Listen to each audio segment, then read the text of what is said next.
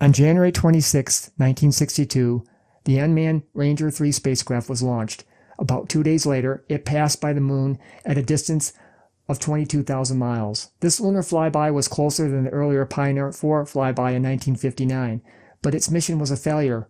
2 years later, on July 28th, the Ranger 7 spacecraft left the Earth, and about 3 days later, it impacted on the moon's surface. This mission was a complete success. Yes, the Ranger spacecraft was unique. Its purpose? Crash into the moon. However, there was more to it than simply hitting the moon. The purpose of the spacecraft was to provide the first detailed images of the lunar surface.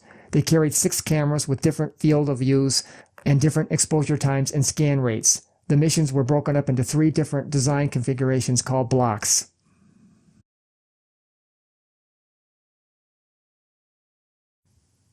The booster rocket used for the Ranger spacecraft was the Atlas Agena system, consisting of the Atlas, the first U.S. intercontinental ballistic missile, and the Agena upper second stage. Reliability problems with the Agena caused the initial failures in earlier Ranger spacecraft. Most of the problems stemmed from poor quality control and was complicated by too many variants since the Agena upper stage was used by both NASA and the Department of Defense. The Rangers used the Agena B version, which had restart capability. The spacecraft was launched initially into Earth orbit, and then after the Agena engine restart, the spacecraft was put into a lunar trajectory.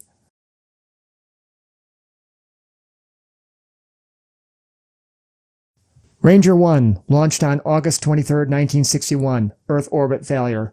Ranger 2, launched on November 18, 1961, Earth orbit failure. Both Rangers 1 and 2 were intended to test the spacecraft and the Atlas Agena booster, so their only purpose was Earth orbit. No lunar orbit attempt was planned. However, failure of the Agena second stage on both launches stranded both spacecraft in low orbit, where they eventually re-entered the atmosphere and burned up. Ranger 1 lasted 4 days, 111 orbits, while Ranger 2 only lasted a day, 19 orbits.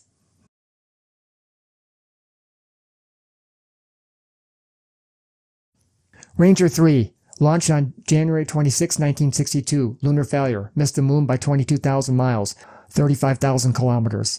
Ranger 4, launched on April 23, 1962, lunar failure, impacted on the moon, but failure of the central computer shut the spacecraft down with absolutely no function, solar panels, cameras, and instruments.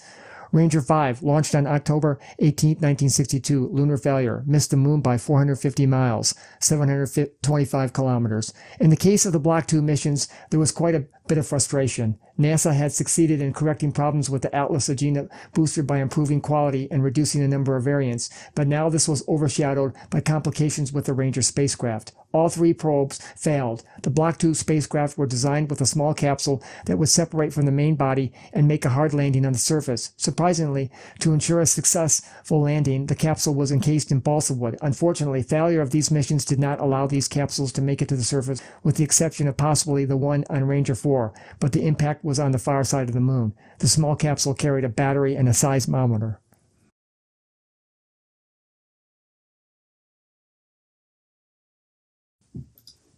Ranger 6, launched on January 30, 1964, impacted on the moon, but failure of the TV camera produced no visual data.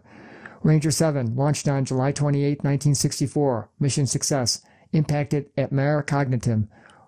Ranger 8, launched on February 17, 1965, mission success, impacted at the Sea of Tranquility, 43 miles or 70 kilometers from the Apollo 11 landing site. Ranger 9, launched on March 21, 1965, mission success, impacted at Alphonsus Crater.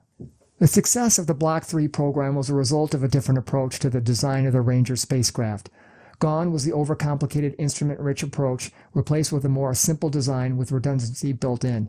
Many scientists did not agree that instruments were being removed, but this new design path assured the success of the remainder Ranger missions.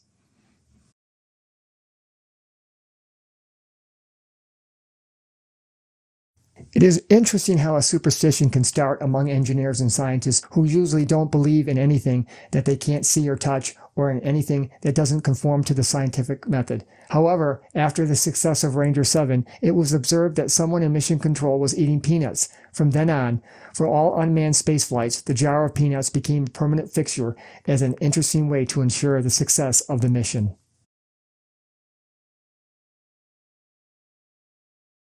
The Ranger space program was the first infant step to the moon.